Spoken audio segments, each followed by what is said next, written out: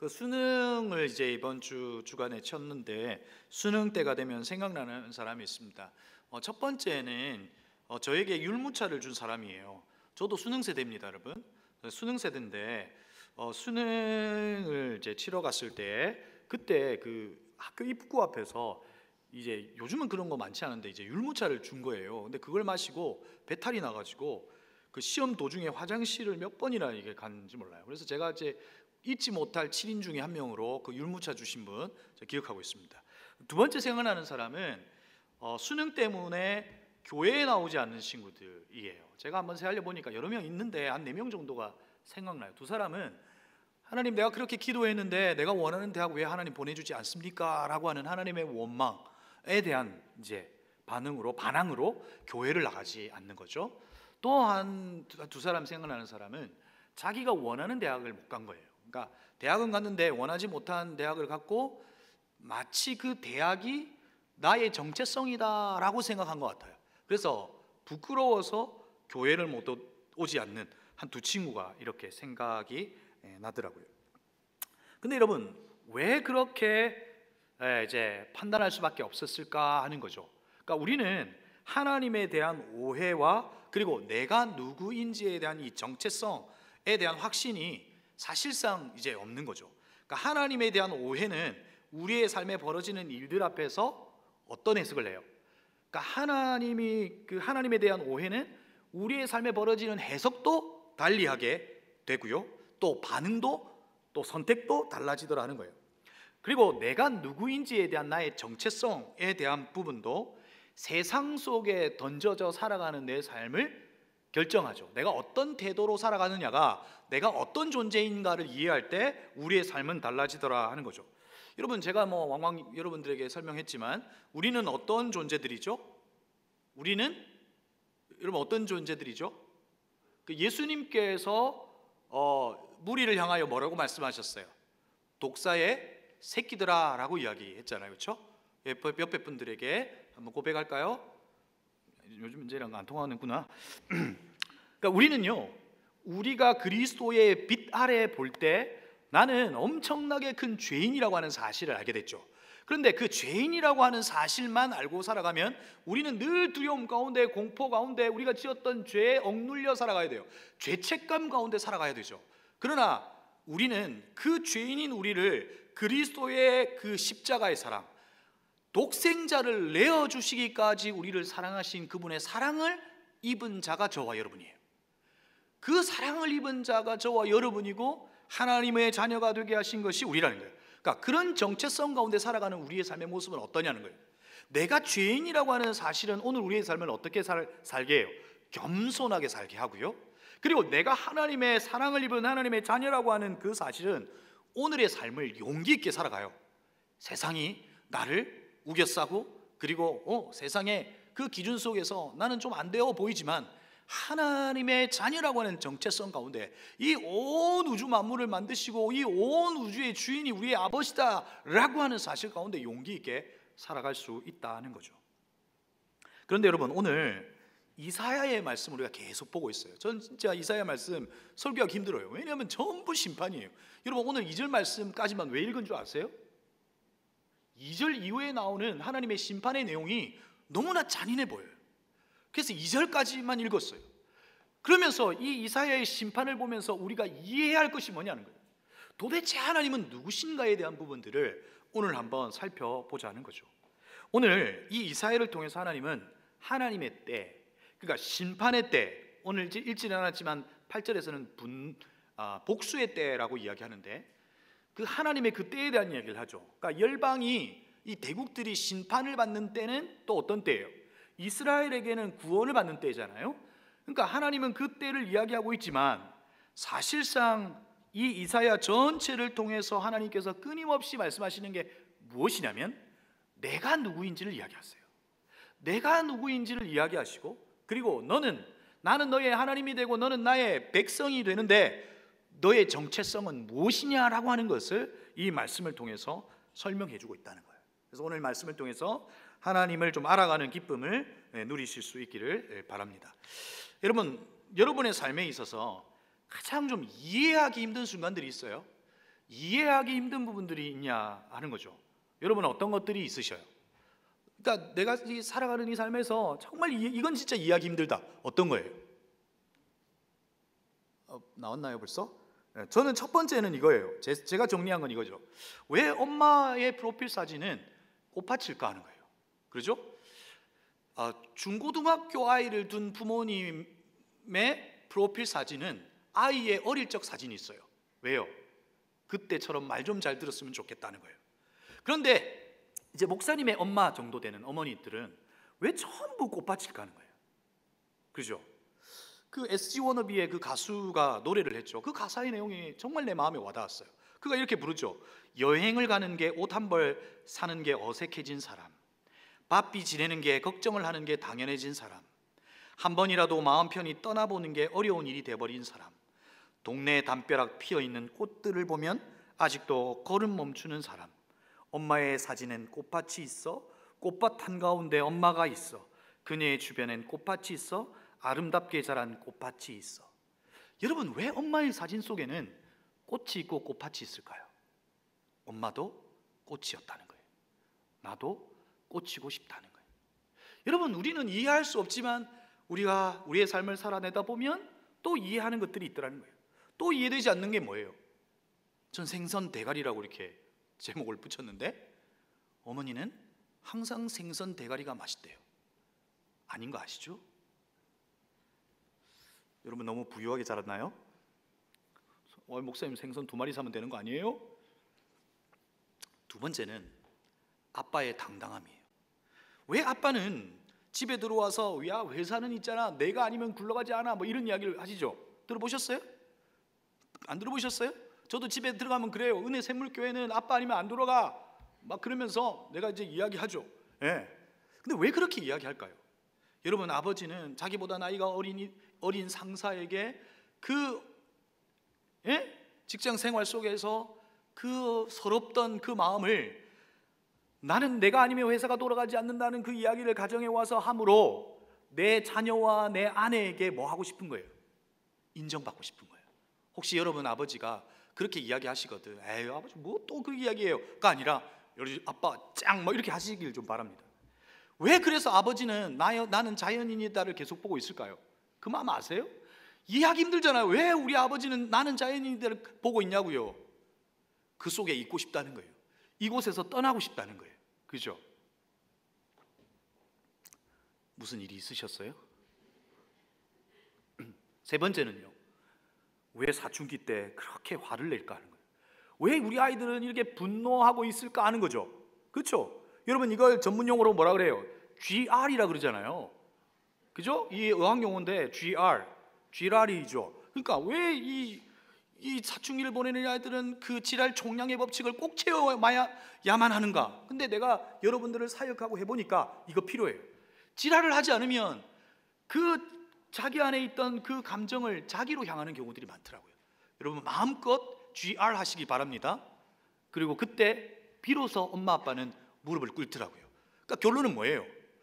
내 감정은 GR 하면서 풀어지고 어머니 아버지는 무릎을 꿇음으로 하나님을 만나고 그 신앙이 굳건해지는 이 놀라운 섭리가 여러분의 GR 속에 있단 말이에요. 아멘이세요? 여러분 이거 엄청난 고급 개그입니다. 이거 웃지 않는다는 건 정말 심각한 문제가 있다고 저는 봐요. 제발. 자, 또 어떤 거 있어요? 공부도 안 하는데 제 친구는 학교 수석으로 들어가더라고요. 도대체 이게 뭘까? 이해가 되지 않아요. 또 우리에게 던져지는 것들 있죠. 우리의 삶에 벌어지는 수많은 일들 앞에서, 이 땅에서 벌어지는 수많은 역사의 스토리 속에서 왜 하나님은 악을 심판하지 않는가 하는 거예요. 왜 하나님은 침묵하고 계신가 하는 것이에요. 자, 오늘은 이 이사야 말씀을 통해서 하나님은 왜 침묵하고 계신가라고 하는 것에 대한 답을 찾으려고 해요. 그리고 하나님은 정말 침묵하고 계신가라고 하는 것을 알려고 해요. 그리고 하나님은 왜 침묵하셔서 우리에게 진짜 원하시는 것이 무엇인가를 알려고 해요. 그리고 하나님은 침묵하셔서 하나님께서 궁극적으로 우리에게 알게 하시는 것을 통해서 오늘 우리의 삶을 어떻게 살아가기를 원할까? 이것에 대한 답을 한번 찾아봤으면 좋겠어요. 여러분, 오늘 하나님, 오늘 이 말씀은 심판의 메시지라 그랬잖아요, 그렇죠? 그 대국들에게 심판은 그들에게 심판이지만 이스라엘에게는 해방의 때예요. 그런데 하나님께서 이들에게 심판의 때를 이야기하지만 그 때가 속히 와요? 안 와요. 어떤 일들도 벌어지지 않는 것을 보게 되죠. 오히려 대국들로부터 이스라엘은 괴롭힘을 당하고 있고 심지어 포로로 끌려가는 일들이 있어요. 여러분, 이스라엘 백성의 입장에서는 어떤 고백이 하나님에게로 향할까요? 하나님 도대체 무엇 하십니까? 나를 선민으로 부르셨다면서요. 하나님의 백성으로 부르셨다면서요. 이 세상을 말로 만드셨다면서요. 도대체 무엇 하십니까? 이 악한 것들을 심판하지 왜 않으십니까? 왜 하나님은 침묵하십니까? 그런데 이것이 당시 고통 가운데 있는 이스라엘의 고백만일까요? 우리의 고백이기도 하죠. 도저히 해석할 수 없는 일들이 우리 안에 일어나기도 해요. 왜 하나님 정말 내가 사랑하는 이를 일찍 데려가십니까? 왜 하나님은 그 질병으로 고통받게 하시며 나에게 죽음의 위협을 가하십니까? 왜 하나님은 사람들에 대한 그 오해로부터 나를 건져주지 않으십니까? 왜 하나님은 나의 자녀들이 이렇게 힘든 시간을 보내야 합니까? 이것이 사실상 이스라엘의 그 탄식과 고백뿐만 아니라 우리의 고백이기도 하지 않냐는 거예요. 그런데 여러분, 이사야 말씀을 통해서 발견하는 이사야의 탄식이 있어요. 이사야도 동일하게 하나님에 대하여 탄식하고 있는 것을 보게 되죠. 이사야 64장 12절 말씀이에요. 우리 함께 한번 읽어볼까요? 시작.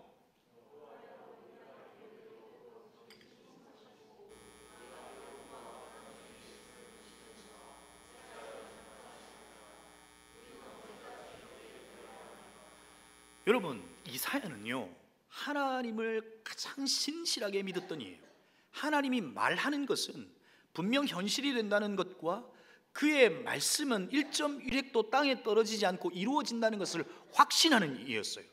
이사야는 환상을 통해서 하나님의 계시를 받고 있었어요. 어느 누구보다도 하나님과 가장 가까운 거리에서 하나님을 대면하고 하나님의 약속의 말씀을 받고 있어요. 하나님을 만나고 있다고요. 하나님을 확인하고 있고 하나님과 가장 가까이에서 마치 하나님을 손으로 만지듯 하나님과 가까이 있는 관계예요. 그런데 하나님 왜 이렇게 침묵하세요? 고난 가운데 있음을 보시면서 어찌하여 잠잠히 계십니까? 언제까지 이렇게 하실 겁니까? 라고 따져 묻고 있는 거예요. 여러분, 분명히 하나님은 심판을 예언하셨다니까요. 말씀하셨다니까요. 그런데 심판의 조짐조차도 보이지 않는 것을 보게 되는 거죠. 어찌하여 잠잠하십니까? 정말로 하나님은 침묵하고만 계십니까? 라고 고백하고 있다는 거예요. 그런데 정말 하나님이 침묵하고 계셨냐 하는 거예요. 하나님이 그 어떤 것도 행하지 않고 그냥 뒷짐을 지고 그냥 이들을 바라보고 그냥 말만 하고 계셨냐는 거예요. 하나님은 도대체 우리의 인생 앞에서 침묵하고 계시냐 하는 거죠. 하나님은 끊임없이 사실 말씀하세요. 여러분, 이스라엘의 이야기 속에서 하나님은 어떻게 말씀하셨어요? 홍해를 가르는 기적으로 하나님이 말씀하셨어요. 그리고 하나님께서 율법을 주신 것으로 말씀하셨어요. 선지자의 예언으로 말씀하셨어요. 하나님께서 창조하신 그 모든 피조세계가 움직여간 그 운행을 통해서 하나님은 말씀하세요. 계절의 변화로 말씀하세요. 이사야처럼 직접적으로 말씀하시는 것으로 하나님은 말씀하셨어요. 그러니까 하나님은 침묵하신 것이 아니라 우리에게 끊임없이 말씀하셨다고요. 그런데 왜 우리는 침묵하고 있는 것처럼 느껴질까요? 오늘 보았던 말씀 1절에서 뭐라고 이야기해요? 민족들아 가까이 와서 들어라. 백성들아 귀를 기울여라. 땅과 거기에 가득한 것들아, 세상과 그 안에 사는 모든 것들아 들어라 라고 되어 있어요. 하나님께 존재케 했던 모든 것들아 listen, 들어라 라고 말하고 있는 거죠. 그런데 여러분, 이 말씀 속에서 사실상 하나님은 뭘 이야기해요? 우리의 정체성을, 이스라엘의 정체성을 이야기하죠. 여러분, 이스라엘의 정체성은 어떤 정체성을 가지고 있는 거예요? 쉐마 이스라엘아, 들으라 이스라엘아 라고 하는 하나님의 말씀 속에서 너희들은 듣는 존재라는 거예요. 그리고 주님께서 우리에게 또한 뭐라고 말씀하셨어요? 양은 목자의 음성을 들으며, 그러니까 우리의 정체성은 듣는 존재라고 말씀하시는 거예요. 하나님은 말씀하시고 우리는 듣고 그 말씀, 들었던 말씀으로 살아내는 존재가 우리라는 거예요. 하나님은 끊임없이 말씀하셨다고요. 그러나 왜 침묵하시는 것처럼 느꼈냐면 듣지 않은 거예요. 그래서 하나님이 이사야를 통해서 말씀하시는 거죠. 백성들아 귀를 기울이라, 가까이 와서 들으라. 여러분, 듣는 행위는 가까이 와서 들어야 돼요. 여러분, 오늘 만약에 마이크를 딱 꺼버렸어요. 그러면 제가 이렇게 작은 소리로 이야기하면 여러분 어떻게 할까요? 귀를 세우고 가까이 와서 들을 거죠. 그러니까 하나님께서 오늘 가까이 와서 들으라라고 하는 말씀은 뭐예요? 그래서 듣게 되는 말씀은 심판의 내용이지만 하나님께서 가까이 와서 들으라고 하는 그 말의 의미가 뭐냐고요? 듣는 자리로 와, 듣는 행위. 그래서 가까이 하는 것 내가 원한다는 거예요. 나와 가까이 하자는 하나님의 그 부르심인 거예요. 내가 너에게 말하고 싶다는 거예요. 내가 너와 만나고 말하고 싶다는 거예요. 내가 너에게 말하여 너와 더불어 하나님께서 만드신 이 세상을 함께 만들어가고 싶다는 거예요. 이게 하나님의 속마음이에요. 이해하시겠어요? 하나님께서 귀를 기울이라 들어라 라고 말씀하셔서 우리를 가까이 초대하시고, 그분께서 하나님의 말씀을 말씀하시면서 하나님은 무엇 하실까요? 자, 여러분, 하나님이 어떤 분이냐라고 하는 것은 오늘 말씀을 통해서 보면 하나님의 공의와 정의라고 하는 하나님의 성품은 드러나야 해요. 그래서 악한 시대 속에서 하나님의 성품인 공의와 정의가 드러나는 방식이 뭐예요? 심판인 거예요. 그 성품이 드러남으로 그 악을 심판하는 방식으로 하나님을 나타내시기도 하세요. 그런데 하나님은 심판하시고 그리고 하나님께서 막 기적을 베푸시는 방식으로만 하나님께서 역사하시는 것이 아니라는 거예요. PPT 한번 보여주실까요? 혹자는 우리에게 이렇게 이야기하죠. 우리 없이 세상을 만드신 하나님은 우리와 함께 세상을 아름답게 만드시길 원하신다는 거예요. 여러분, 우리 없이 하나님은 세상을 만드셨어요. 그러나 우리 없이 만들어서 우리 없이 이 세상을 운행하실 수 있어요. 그러나 하나님을 선이라고 생각하고 하나님을 질서라고 생각하고 하나님이 이 온 우주 만물을 움직여 가시는 분이라고 확신하는 하나님의 백성들과 더불어 하나님은 아름다운 세상을 만들어 가기를 원하세요.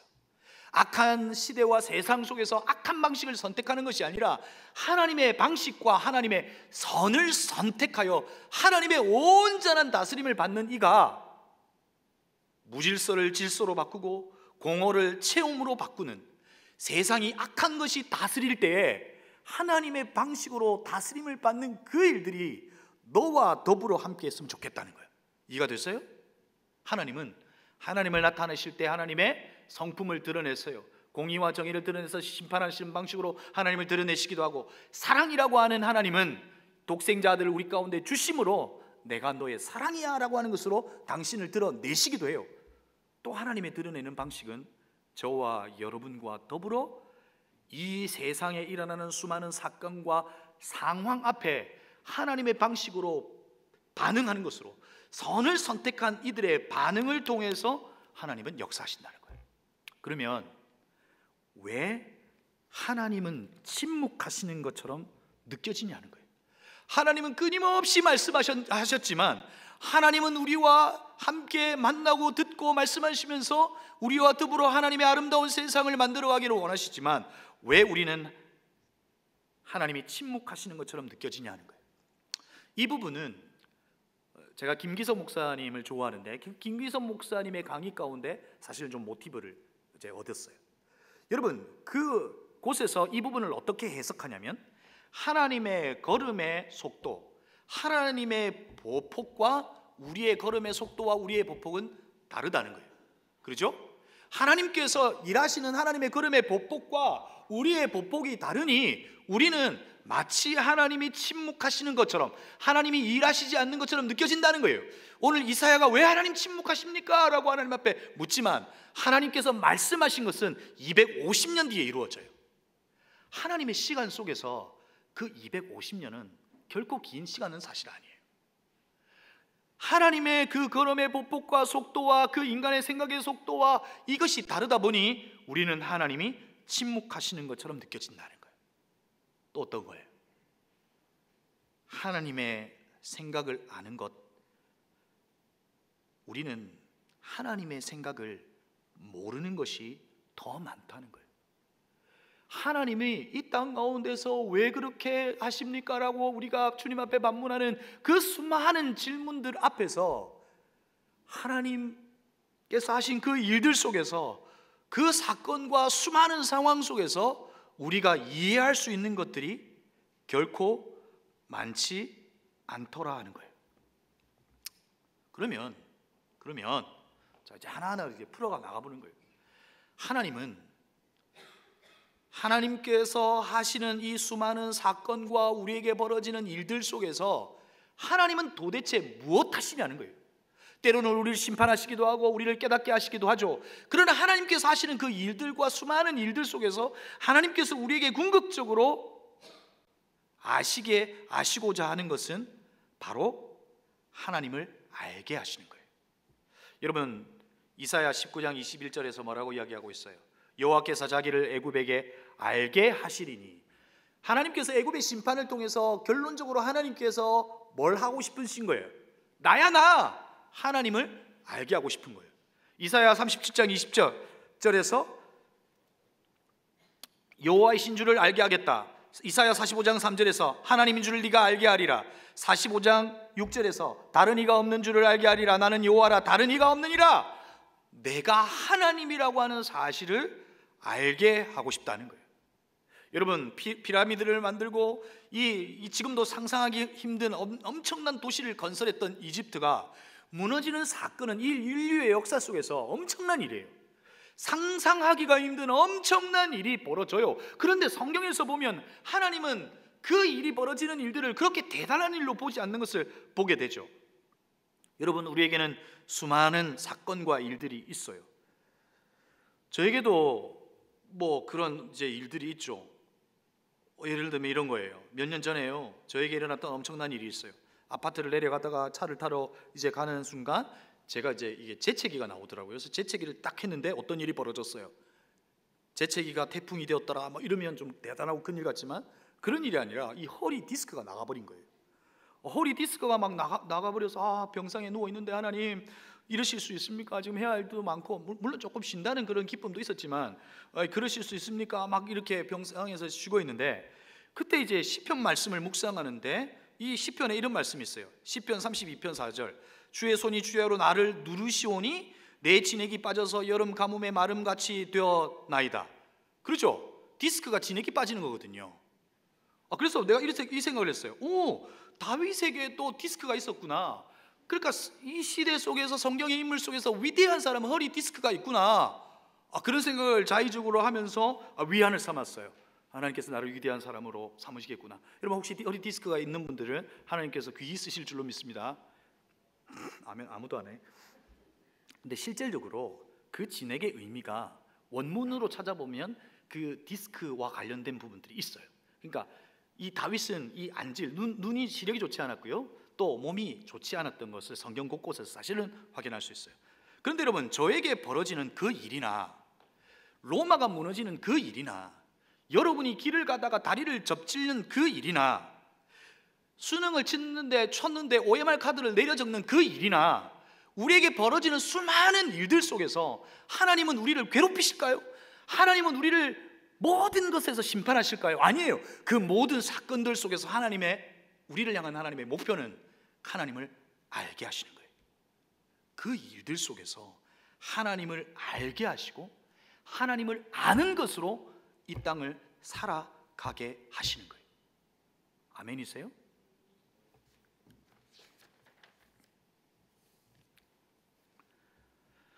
여러분, 고통하면 생각나는 한 사람 있죠. 욥이잖아요. 여러분, 욥은요, 자기에게 찾아온 시련이 있었어요. 재산과 자녀를 잃어버렸죠.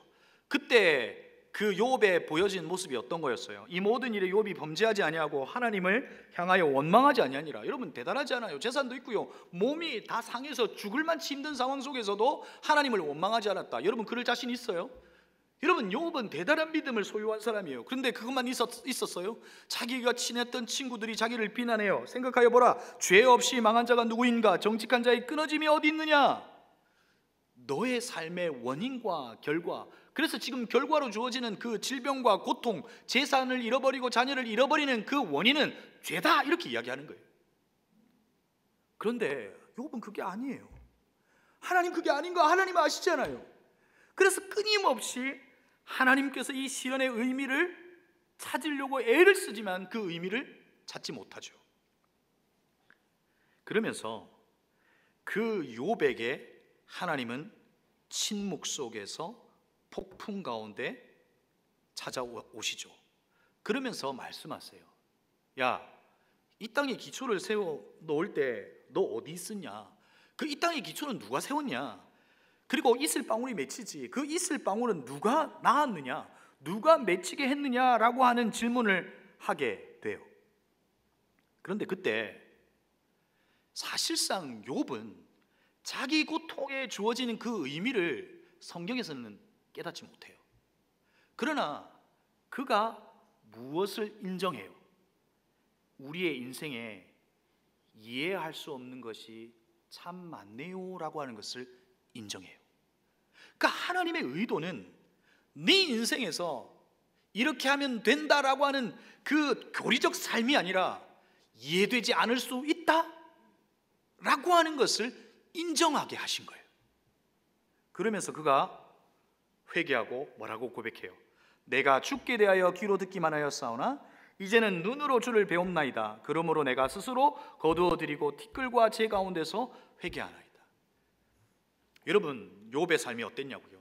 오늘 그 고통 가운데도 하나님을 원망하지 않았다고요. 그것이 진리이고 자기 안에서 할 수 있는 최선의 고백이었다고요. 그것이 옳은 것이었다고요. 그런데 하나님은 그를 완전히 깨뜨리시죠. 그러면서 자기 안에 있었던 그 종교적인 어떤 열심과 자기 안에 있었던 어떤 교리로 형성되어 있는 신앙의 고백이 아니라 하나님, 나에게 벌어지는 수많은 일들 난 알 수 없네요 라고 하는 자기 포기의 선언과 함께 이제 나는 누군가로부터 들었던 그 하나님의 대한 지식으로 살아가는 것이 아니라 그 하나님을 눈으로 보고 만지며 하나님과의 그 깊은 교제 속에서 내가 살아가겠습니다. 이 고백이에요. 그러면 욥은 그 뒤로 일어났던 자기의 수많은 고통 앞에서 하나님한테 뭐라고 말할까요? 하나님을 원망하지 아니하였더라 이렇게 아마도 고백되지 않았을 거예요. 오히려 하나님을 원망했을 거예요. 왜요? 그것을 받아주는 나의 하나님이라고 하는 것을 이제 알게 되었기 때문에 그래요. 다윗이 그랬잖아요.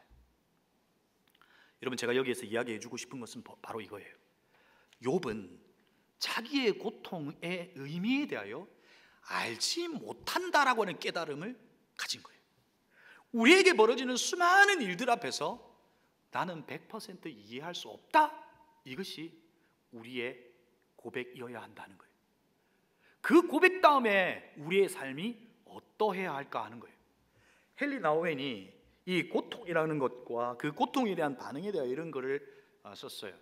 이제는 아픔을 내 계획의 방해 세력으로 보지 않고 오히려 하나님을 받아들이게 나를 준비시켜줄 그분의 방편으로 보게 된다. 이 말의 의미가 뭐예요? 내게 벌어지는 뜻밖의 일과 도저히 예상할 수 없고 감당할 수 없었던 어떤 일은 내 인생을 방해하는 세력으로 보지 않고 오히려 하나님을 알고 하나님을 받아들이고 하나님께서 하나님을 알게 하시는 어떤 방편, 어떤 도구, 내게 주실 그 은혜의 방편으로 나는 그분을 바라보겠다라고 하는 고백이에요. 그러므로 우리의 인생에서 제기할 중대한 질문은 나에게 어떤 일이 벌어질 것인가가 아니에요.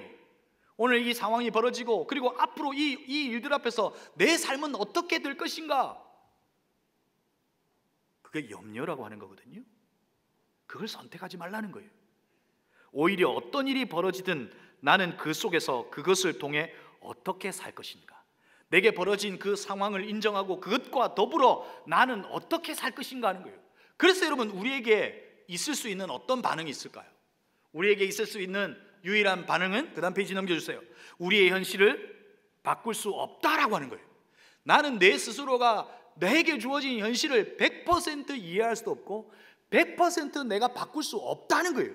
세상은 우리는 너의 인생을 네가 개척하라고 이야기하지만 우리의 삶에 벌어지는 우리의 현실은 우리가 바꿀 수 없다. 그러나 반응할 수 있다. 믿음의 반응은 가능하다는 거예요. 우리는 우리의 삶을 선택해야 하고 상실과 고통을 피하지 말아야 한다. 오히려 도망가지 말라는 거예요. 그 고통 앞에서 피하지 말라는 거예요. 왜요?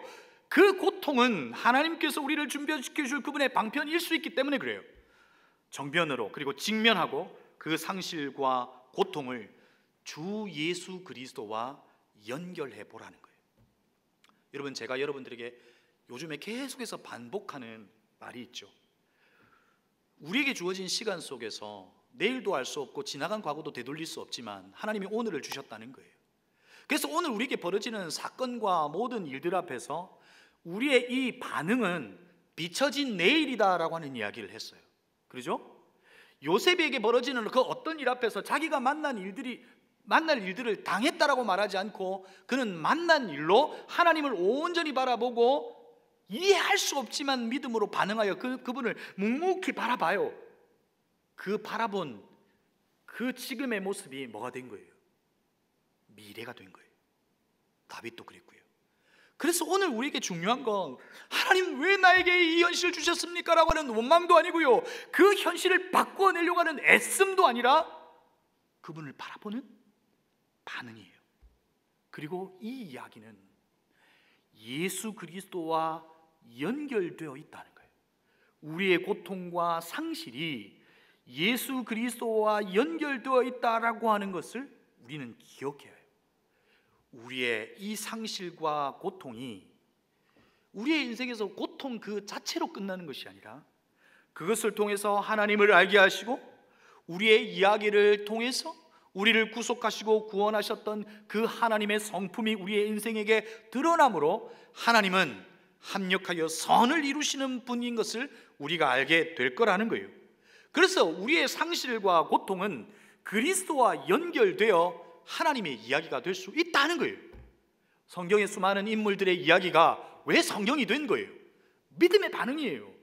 원망으로 끝났다면 그 이야기는 믿음의 실패 이야기로 끝났겠지만 믿음으로 반응한 이야기는 히스토리가 된 거예요. 그 이야기는 누군가에게 하나님을 드러나는 계시가 된 거예요. 왜 하나님은 침묵하시는가? 침묵하지 않았어요. 하나님의 때와 하나님의 그름의 보폭이 다를 뿐이에요. 왜 악을 벌하시지 아니하는가? 하나님 벌하시지 않을까요? 하나님은 정의와 공의를 가지고 계신 분이세요. 하나님은 그 성품을 드러내세요. 우리가 원하는 때가 아닐지 모르지만 하나님은 악한 이들을 벌하시는 하나님이신 것을 또한 믿으실 수 있기를 바랍니다. 아멘 해야 돼요. 악한 이들을 벌하시는 하나님이신 것을 믿으실 수 있기를 바랍니다. 근데 우리는 우리 스스로가 벌하려고 하죠. 우리 스스로가 복수하려고 하죠. 아니에요. 하나님이 하실 일이에요. 그러면 도대체 우리의 이 상황 가운데서 무엇을 선택해야 하냐는 거예요. 우리는 우리에게 벌어지는 그 일들 속에서 우리의 삶을 예수 그리스도와 연결하고 우리는 우리에게 주신 이 오늘 하루를 뭐 하는 거예요? 묵묵히 살아내는 거예요. 그냥 그렇게 묵묵히 살아내는 거예요. 우리의 삶에 복수하고 싶은 순간도 있고 현실을 바꾸고 싶은 것도 있지만 그 현실을 바꾸실 수 있는 분은 하나님이시다, 복수하게 하시는 분은 하나님이시다 라고 하는 것에 대한 그 믿음으로 그분을 바라보며 오늘 우리의 일상과 하루를 살아내어 버리는 거예요. 최선을 다해서 열심을 다해서 살아내는 거예요. 그렇게 묵묵히 살아가다 보면 잠잠히 계신 하나님이 일어나 우리의 삶에 개입하셔서 그의 일하심을 보게 될 거예요. 아멘이세요? 여러분에게 있는 그런 절망과 고통, 상실, 그것의 묵상과 그것에 대한 바라봄이 아니라 하나님이 어떤 분이신가라고 하는 것을 기억하셔서 그 하나님을 바라보고 그 응시하고 보는 것 가운데 오늘을 최선을 다하고 살아내실 수 있기를 바라요. 다윗이 그렇게 묵묵히 자기 인생을 살아날 때 시편에서 뭐라고 고백해요? 주께서 나의 슬픔이 변하여 내게 춤이 되게 하시며 나의 베옷을 벗기고 기쁨으로 띠띠우셨습니다. 여러분, 다윗의 이 고백은 자기의 상황이 바뀌어서 이 고백을 하고 있는 게 아니란 말이에요. 나의 슬픔을 변하여 춤이 되게 하셨다. 여전히 고통 가운데 있지만 그 하나님으로 하여금 The dance, 춤추고 노래하고 도저히 기뻐할 수 없는 상황 속에서도 기뻐할 수 있다 하는 거예요. 우리 수능을 친 우리 재수생들 있죠? 제가 지난해 그렇게 재수 없기를 바랬는데 재수했어요. 그렇죠? 여러분, 그게 실패예요? 아니란 말이에요.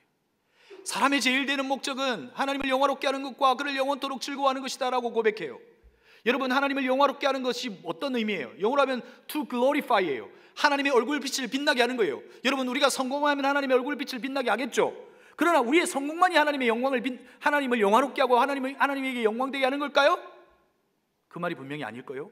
아닐 거예요. 우리에게 실패의 순간이 와도 하나님은 우리의 존재론적 고백을 받기를 원하시는 거예요.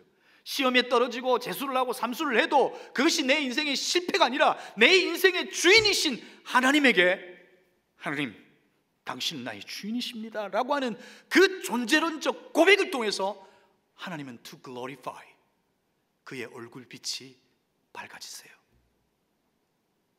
뭔지 아시겠어요? 반응이에요. 반응. 믿음의 반응. 그 믿음의 반응, 그걸 보여주는 우리 청년들이 되기를 주의 이름으로 축복합니다. 우리 성도님들이 되시길 주의 이름으로 축복합니다. 그래서 우리의 상실과 고통은 예수 그리스도와 연결되어 있다는 것을 곧 알게 될 겁니다. 오늘을 무기력하게 보내지 마세요. 내 삶의 이 무기력함의 원인 제공이 누군가라고도 말하지 마세요. 직면하세요. 그 이유는 나에게 있어요. 그래서 일어나고 묵묵히 살아내세요. 그럴 때 하나님께서 하나님의 보폭으로 일하신 것을, 하나님의 걸음으로 일하신 것을 확인할 수 있을 겁니다.